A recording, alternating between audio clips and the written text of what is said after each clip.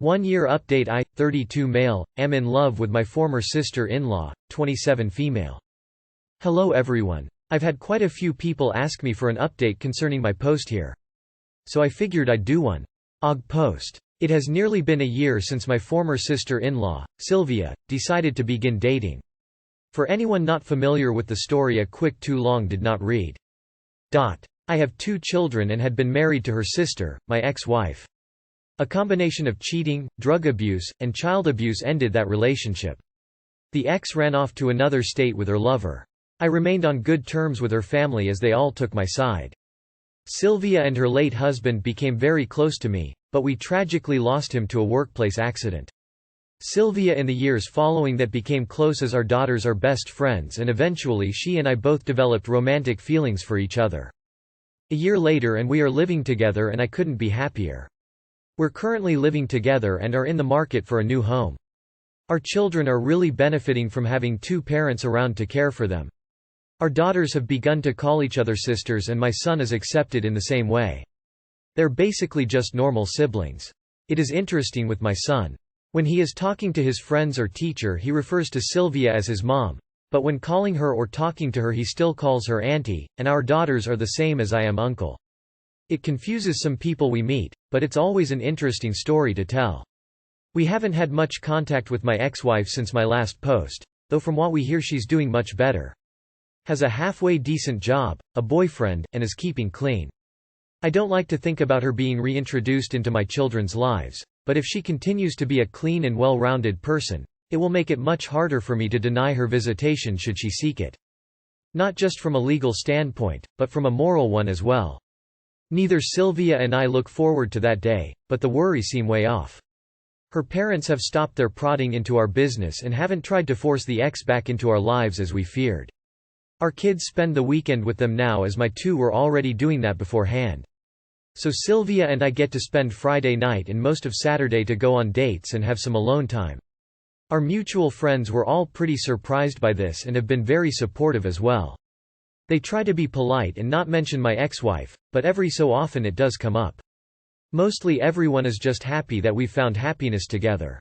One side of the family that I failed to mention in all of this was the family of her late husband. As you might expect, her daughter still sees them regularly, and they are very happy and accepting of the relationship. His father even told me point blank that he was glad it was me, because he thought he would hate his daughter-in-law bringing some strange man into his granddaughter's life. We haven't had many gatherings of course because of COVID, but the few get-togethers we have had have included them, and will always include them. Speaking of her late husband, Sylvia and I have talked quite a bit about our feelings and she's even had me come along to one of her therapy sessions, because despite everything going so well, and the immense and wonderful love we have for each other, his memory and presence will always be a part of our lives. She decided on her own that out of respect for me she had to take her wedding band off. Something that caused a lot of sadness as you can imagine. I told her that she didn't need to do this and were we to get married, she's got 2 hands. After I said this she began to wear it on a necklace instead. She wears an engagement ring now. I don't have any crazy story on how the engagement went down. I didn't spring it on her in some crazy public spectacle, but there were tears and hugs and kisses. If you've got any questions I'd be happy to answer them. Thank everyone so much for all the positive words of encouragement. Wow. A warm happy story here on Reddit. What a breath of fresh air. Brought a tear to my eye. Thank you, thank you, thank you. That's wonderful. Delighted it all worked out. Did she write one too? I swear I read this from the woman's perspective and she'd had a heart-to-heart with her dad. Wait. I'm so happy for you guys. I really hoped this would happen when I read the first post, but you have failed to tell us how it happened. How did you approach the subject with her and what happened when you guys started dating? Also, what happened with the in-laws when you first started dating? How did they go from standoffish to acceptance? Don't leave us hanging, man. Seriously though, this is the best. Edit. Saw the update in your profile. Excellent. How fortunate you are to have so many people that love and support you all. Based on your writing, it does not surprise me though. Thank you for taking the time to post. We all need to know that kind of happy ending is still possible. Oh, just read the 2 stories and I feel so much better now. Where's the tissues? I loved this update. I'm so glad that you were so kind and respectful to each other through each other's trauma, and ended up falling in love. You both sound like lovely, compassionate people raising sweet children. May you have many years of happiness together, you both deserve the best. My M31 wife, F30, is keeping all of her asset, money in her mom's name. Hi all. It's the first time I go on the internet for advice like that and I'm a bit embarrassed. The too long did not read. Version is that I have been married for a year and my wife still keeps her asset under her mom's name. She's a only daughter and her mom is a widow. She says it's to avoid taxes in my country, France, and that she will change it later, after COVID. She also asked me to stop my relationship with my brothers and parents, because she considers them as rude. Should I divorce or change the marriage contract? The long version. I married my wife last year. She's a Taiwanese studying French in France where I live. We decided to get married 2 years ago. As a businessman I understand quite well the legal implications of marriage, especially the private equity part. To have us on the same level, one hired a lawyer to explain to her all the different possibilities and advise her. I wanted to separate our finance because she has no income but is the heir of quite a wealthy family. It would mean that if we divorced down the line she could have half of what I earned during our marriage, leaving me ruined and her even more wealthy. I also didn't want to have her at risk with my investment, if they went badly, as they would only be linked to me and not my wife. She pointed out that she didn't want to have a kid if we were married that way. She didn't want to be a free baby maker, so I agreed to marry in a normal way. COVID came along so we decided to downsize our wedding and invest most the money we received. I invested the money I got from my parents in the stock market and did really well. And she did the same, but her mother kept our money for her and invested it and also did really well. For tax reasons, she said. After a year of marriage, we also never speak of having kids anymore. She just doesn't want to anymore. She says we can't afford it, even though I make more than the average household in my country and my net worth is over 6 digits. I keep telling her that I feel you're insulting all the people who have kids with less than us by saying something like that. She only have a couple thousands on her personal bank account. I pay for 95% of what we need. And all her real savings, at the very least $70,000, are been held by her mom. By doing so, if tomorrow we divorced, I would have to give her half of the savings I made during our marriage and I would get nothing of hers. She could even claim that she doesn't have any means to survive, since everything is in her mom's name, and that she got her used to a lifestyle and asked to be paid every month to enable her. On top of all, she hates my family to the point I can't see them anymore. I had several fights with my brothers and parents. I don't speak with my brothers anymore. She also started dreaming of living near the sea, so she expects me to move in a couple years to Bordeaux. Leaving my appartement, my business office, my clients. Everything that I have built in over 6 years of hard work. Of course she imagined it will only take me a few months or maybe a year to earn as much as I do ATM. And she says not to worry, her mom will buy her a house. So to please her I showed her business plan to build another office in Bordeaux in 5 years. Not good enough. I do everything she asks. I stopped seeing my parents and brother because they were rude to her. I worked hard because to earn more because she complained we were too poor. I even work on a plan to move to the city she wants. We have plenty of money and I earn enough. We are healthy, how can this not be enough? And she thinks I'm not doing enough, that don't think about her. She thinks she can't trust her because I'm not taking her side enough against my family. She thinks I'm never going to move because of my business and so I don't care about her. She's forced to stay in the small town we live in, only 500,000 people, and that's why she can't find a job. I really think I'm going to divorce. She's a nice pretty girl and I enjoy my time with her, but when I see how she treats me sometime I just want to divorce. Should I divorce or at least change the marriage contract? What does Reddit think? Cut your losses. Divorce and enjoy your life. God bless. If you ever get married again, make sure you're both on the same page about finances first. I really think I'm going to divorce. Sounds like a good plan. Get out now at lowest cost. Fucking run Forrest run. Only read the TLR and I know she's a con artist. Run far, run fast. Cut your losses now. She is controlling and shady as fuck with money. Too late for asking for advice, she trap you and you fall on it. Is she using you for citizenship? Divorce. Save her the trouble of not being with someone who can't make up his own mind. My girlfriend went missing yesterday morning. Update: she returned. No, she's not cheating or a narcissist, she has brain damage from a stroke which makes her emotionally unstable during stress. She's going through a ton of stress last 3 years helping animals that a guy neglects. She can't sleep at night as they are locked up 6 days a week with no food or water, so she drives 1 hour out every other day and back. She almost got him denounced by police and help from an organization, and his brother spat on her 3 times other day for going to police as he's been in prison 6 months.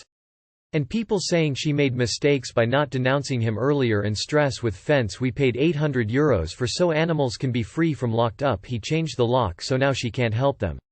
So she's been depressed and stressed with a brain injury, so she left without thinking and walked 35 kilometers in 35°C. She said the heat will kill her or no meds, but she changed her mind next day when she calmed down. She turned up exhausted. She hasn't cheated and isn't lying. She has a good character, best I've ever known. She apologized and said it was a mistake and that she wasn't thinking. She left yesterday at 8 a.m. and has not returned home since. It's now 16:44 today. We got into an argument the day before she left, and that night we slept without talking. She has done this before, gone off the rails. She doesn't reply to my texts for days, but usually she tells me she needs space. And I think she is currently off on one due to the argument. I sent her messages asking if she is okay and to please come home. Tried to call her the evening she went out, but no answer. Today I tried again, no answer. I messaged her I was going to go to the police to report her missing. Then she read the messages on Messenger. Her profile icon appeared, so I know she has seen them. Still no answer. I asked hospital if she is there, but she wasn't. I asked her friend who lives around the corner if she has seen her, and she said no. I believe her. She has no other friends in the city, so maybe she booked a hotel, but I asked her to tell me where she was and how long she would be there, but no answer. The thing that worries me is she takes medication and her bottle of pills are still here. She has a drawer full of spares, so maybe she took spares. She left her car keys here and emptied her wallet into a pot in the table, leaving her purse here. I think she took her credit cards as they're not in her purse. She has taken her phone and glasses. Should I go to the police to file her missing, or is she no longer missing now she's seen my messages? Either she has genuinely gone missing, which the idea scares the crap out of me, or she has seen my messages asking her to let me know she is safe and chosen to ignore them, which is just so unfair to give me silent treatment to the point of me going to the police to report her missing. You would never be able to forgive yourself if you did not file a missing person report and she was in danger. So you should do that. But give the police all info you have, including that you have seen her active online and she has read your messages but has not responded. Since this has happened, they will most likely not do anything other than make a phone call to see if she will accept, or possibly text her to see if she responds. If she has simply gone NC on you yet again, I would end the relationship immediately upon her return and ask her to move out. I would never be able to tolerate being in a relationship with someone that cannot discuss issues without leaving, including an extended no-contact period. Bro, this girl is not ready to be in a mature, healthy relationship. Disappearing for days on end and ignoring you the whole time without letting you know she was leaving, or going to, and that she is okay. She probably needs counseling, and if she refuses, then it's probably time to end things. Move on, man. This is ridiculous. Should I go to the police to file her missing, or is she no longer missing now she's seen my messages? Can she unlock her phone via fingerprint? Can you not call her relatives and ask? I'm pretty sure she's just ignoring you. She's just come in now, collapsed on floor, can hardly walk, dunno what's happened yet. Apparently she slept outside, came in with a huge backpack. You need to decide if this person is worth going on a manhunt for each time she gets really upset. This is not normal, and you really don't need to be a part of it. Might as well call police. Say she's off her meds. It's called a welfare check. My 30 female sister-in-laws, 29, baby sister, 7, showed up on my doorstep. Their mom is mad at me. TLR precocious 7-year-old girl walks about an hour in summer heat to try to move in with me. Mother doesn't buy that story and thinks I kidnapped her daughter. Recently I was finally able to move out of my parents' home and bought my own little 2-bedroom house. It's pretty small and sparse on furniture, but it's mine. My sister-in-law and I are very close, and she invites me to a lot of family events for her side of the family. She's the oldest of 9 kids and they all like having me around, and I like them in moderate doses. 6 little kids and my 2 nieces all clamoring for attention get to be a bit much.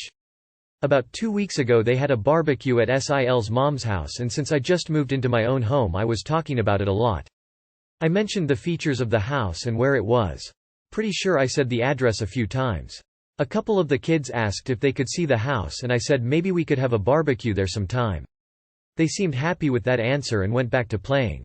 Well, yesterday there was a knock on the door and one of the kids, 7F, was on my front porch with a backpack of juice boxes, snacks and her favorite blanket. She was sweaty and tired but looked proud of herself and declared that she wanted to live with me from now on. I know it's about a 45 minutes walk from her house to mine for an adult. I have no idea how long it took her to get there. I figured her mom must be panicked not knowing where her kid is, so I tried calling her but she didn't pick up. I left a message and then I made 7 a cold drink and sat her in the living room in front of a movie. Once she was settled I called my Sil, who was freaking out. She told me her whole family had been panicking for the last 2 hours and she would be over right away. Before she got to my house their mom called me yelling about how could I tell Sil before her. And how did I think it was okay to just take her kid? She doesn't seem to believe 7 walked there herself. Heck, if I hadn't seen how tired she was I wouldn't have believed it. Sil arrived and took over the phone call for me. She said she didn't believe that I kidnapped 7 and that 7 has always been extremely independent and wild. By that point 7 was asleep, so Sil just picked her up and drove her home.